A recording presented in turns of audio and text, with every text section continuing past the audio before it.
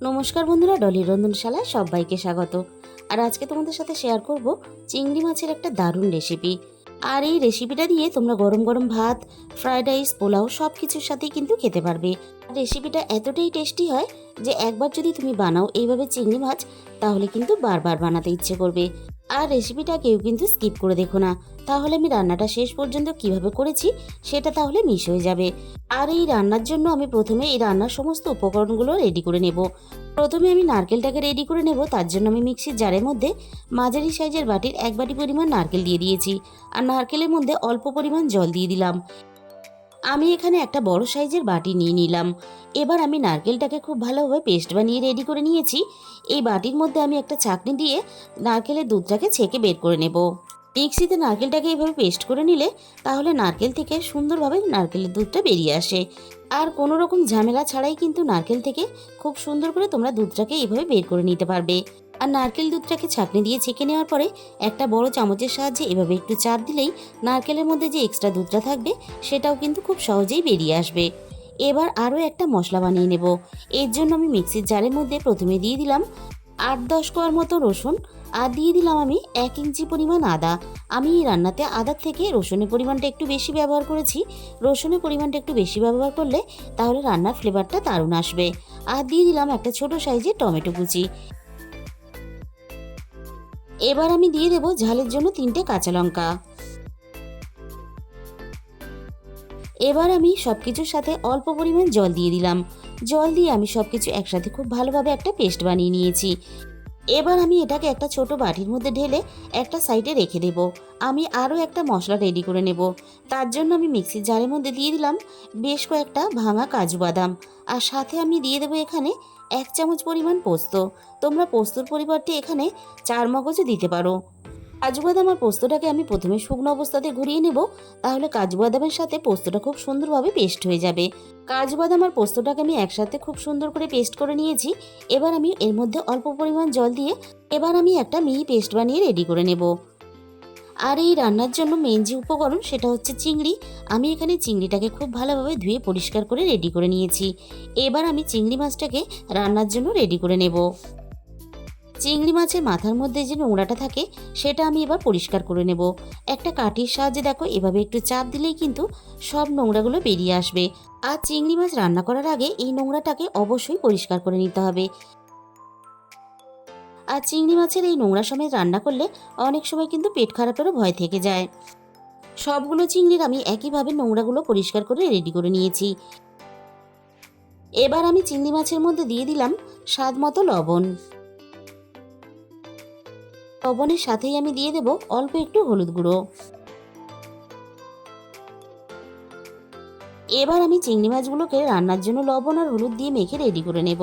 লবণ আর হলুদ দিয়ে চিংড়ি মাছগুলো আমি মেখে নিয়েছি। এবার আমি এটাকে একটা সাইডে রেখে দেব। এবার আমি মূল রান্নার দিকে চলে এসেছি।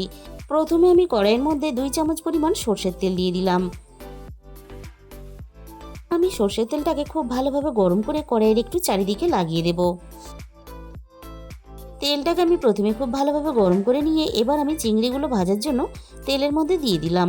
এবার আমি গ্যাসের ফ্লেমটা একেবারে হাইতে দিয়ে চিংড়ি মাছগুলোকে নাড়াচাড়া করে খুব ভালোভাবে বেশ লালচে করে ভেজে নেব। গ্যাসের ফ্লেমটা একটু হাইতে দিয়ে চিংড়িগুলো ভাজলে তাহলে কিন্তু চিংড়ি ভাজার সময় একটাও কিন্তু ভেঙে যাবে না। আর মিডিয়াম ফ্লেমে বা লো ফ্লেমে ভাজলে তাহলে চিংড়ি থেকে অনেকটা জল ছেড়ে দেয়। আর এর জন্য কিন্তু চিংড়ির মাথাগুলো ভাজার সময় ভেঙে যায়।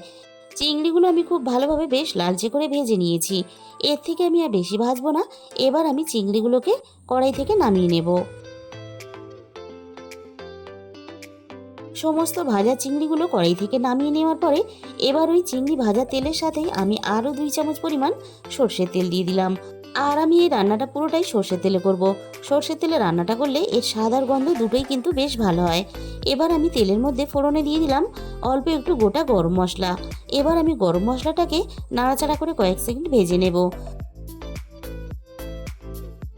গরম মশলা থেকে সুন্দর একটা মিষ্টি গন্ধ বেরোতে শুরু করে দিয়েছে। আমি আগে থেকে 3টে মাঝারি সাইজের পেঁয়াজ বেটে রেখেছিলাম।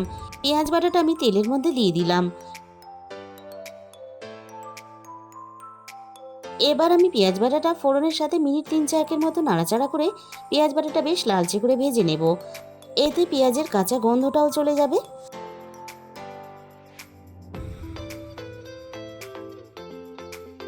পেঁয়াজটাকে আমি নাড়াচাড়া করে বেশ লালচে করে ভেজে নিয়েছি। এর থেকে আমি আর বেশি লালচে করে ভাজবো না। এবার আমি এখানে দিয়ে দেব আদা, রসুন, টমেটো আর কাঁচা লঙ্কা দিয়ে যে পেস্টটা আমরা রেডি করেছিলাম সেটা আমি দিয়ে দিলাম। আবারও আমি সব কিছু একসাথে নাড়াচাড়া করে খুব ভালোভাবে কষিয়ে নেব, যতক্ষণ না আদা রসুনের কাঁচা গন্ধটা চলে যায়। আর এই রান্নাতে পেঁয়াজের পরিমাণটা একটু বেশি দিতে হবে, তাহলে গ্রেভিটা খুব ভালো আসবে। সব কিছু একসাথে কষিয়ে নিয়ে এবার আমি এখানে দিয়ে দিলাম 1 চামচ পরিমাণ ধনে গুঁড়ো। এই রান্নাতে কিন্তু আমি আর অন্য কোনো রকম মশলা ব্যবহার করব না। এবার আমি ধনে গুঁড়োটা সব কিছুর সাথে নাড়াচাড়া করে খুব ভালোভাবে মিশিয়ে দেব। তবে তোমরা যদি চাও অল্প পরিমাণ জিরে গুঁড়ো ব্যবহার করতে পারো, তবে আমার মনে হয় শুধুমাত্র ধনে গুঁড়ো দিয়ে রান্না করলে তাহলে এই রান্নার টেস্টটা অনেক বেশি ভালো হয়। কাজু আর পোস্ত দিয়ে যে পেস্টটা আমরা রেডি করেছিলাম এবার আমি রান্নার মধ্যে দিয়ে দিলাম। এবার আমি মিক্সির বাটি ধুয়ে অল্প পরিমাণ একটু জল দিয়ে দিলাম। এবার আমি কাজু পোস্ত বাটাটা সব কিছুর সাথে নাড়াচাড়া করে 1 থেকে 1.5 মিনিটের মতো এভাবে কষিয়ে নেব। সব কিছু একসাথে নাড়াচাড়া করে খুব ভালোভাবে কষিয়ে নিয়ে এবার আমি রান্নার মধ্যে নারকেল দুধটাকে দিয়ে দিলাম। আর এই রান্নাতে আমি কিন্তু আর কোনো রকম এক্সট্রা জল ব্যবহার করব না, এই নারকেল দুধ দিয়েই কিন্তু পুরো রান্নাটা করে নেব। এবার আমি সব কিছু একসাথে নাড়াচাড়া করে খুব ভালোভাবে মিশিয়ে দেব। এবার আমি রান্নার মধ্যে দিয়ে দিলাম স্বাদমতো লবণ। আর আমি এখানে দিয়ে দেব স্বাদমতো অল্প একটু চিনি। চিনিটা কিন্তু এই রান্নাতে অবশ্যই ব্যবহার করতে হবে, না হলে কিন্তু স্বাদের ব্যালেন্সটা ঠিক থাকবে না আর খেতেও ভালো লাগবে না। আর দিয়ে দিলাম এখানে ঝালের জন্য আরও 4টে চেরা কাঁচা লঙ্কা। চিনি আর লবণটা আমি গ্রেভির সাথে নাড়াচাড়া করে আবারও খুব ভালোভাবে একসাথে মিশিয়ে দিলাম। এবার আমি গ্রেভিটাকে মিনিট 5 মতো খুব ভালোভাবে ফুটতে দেব। গ্রেভিটাকে মিনিট 5 মতো ফুটিয়ে রেডি করে নিয়ে এবার আমি ভাজা চিংড়িগুলো গ্রেভির মধ্যে দিয়ে দিলাম। এবার আমি গ্রেভির সাথে চিংড়িগুলোকে নাড়াচাড়া করে খুব ভালোভাবে মিশিয়ে দেব। আর চিংড়িগুলো মিনিট 5-7 মতো আমি খুব ভালোভাবে রান্না করে নেব।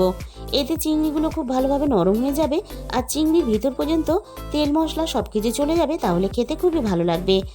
মাঝখানে আমি রান্নাটাকে আবারও একটু নাড়াচাড়া করে দিলাম। যেহেতু আমরা রান্নাতে কাজু আর পোস্ত ব্যবহার করেছি, তাই কিন্তু অনেক সময় তলা থেকে লেগে যাওয়ার ভয় থাকে। চিংড়িগুলো আমি খুব ভালোভাবে রান্না করে নিয়েছি আর গ্রেভিটা দেখো বেশ কিন্তু গাঢ় হয়ে এসেছে। এর থেকে আমি বেশি গাঢ় করব না, তাহলে ঠান্ডা হওয়ার পরে আরও কিন্তু অনেকটা বসে যাবে। এবার আমি এখানে দিয়ে দিলাম 1 চামচ পরিমাণ গরম মশলা গুঁড়ো। আর তোমরা যদি ঘি পছন্দ করো তাহলে এই গরম মশলা গুঁড়োর সাথে অল্প একটু ঘি কিন্তু রান্নাতে ব্যবহার করতে পারো। আর বন্ধুরা, একদিন হলেও তোমরা চিংড়ির এই রেসিপিটা বাড়িতে অবশ্যই ট্রাই করে দেখো। আমি তোমাদের কথা দিলাম ভালো তোমাদের লাগবেই। গরম গরম ভাত, পোলাও বা ফ্রাইড রাইসের সাথে খাওয়ার জন্য আমাদের এখানে কিন্তু রেডি হয়ে গেল দারুণ স্বাদের একটা চিংড়ি রেসিপি। তাহলে বন্ধুরা, আজকের এই রেসিপিটা ভালো লাগলে একটা লাইক করে দিও আর নিজেদের বন্ধুদের মধ্যে শেয়ার করে দিও। আর আমি যাতে আরও এগিয়ে যেতে পারি আর তোমাদের সাথে নতুন নতুন এরকম অনেক রেসিপি শেয়ার করতে পারি, তার জন্য আমার চ্যানেলটাকে হাইপ করে দিও। আর আমার চ্যানেলের যে সমস্ত বন্ধুরা এখনও পর্যন্ত আমার চ্যানেলটাকে সাবস্ক্রাইব করোনি, আমার চ্যানেলটাকে সাবস্ক্রাইব করে পাশে থাকা বেল আইকনটা অল করে দিও। তাহলে আমি যখনই কোনো নতুন রেসিপি আপলোড করব সবার আগে তোমার কাছে পৌঁছে যাবে। আর তোমাদের মূল্যবান সময় দিয়ে রেসিপিটা দেখার জন্য তোমাদের সবাইকে অসংখ্য ধন্যবাদ।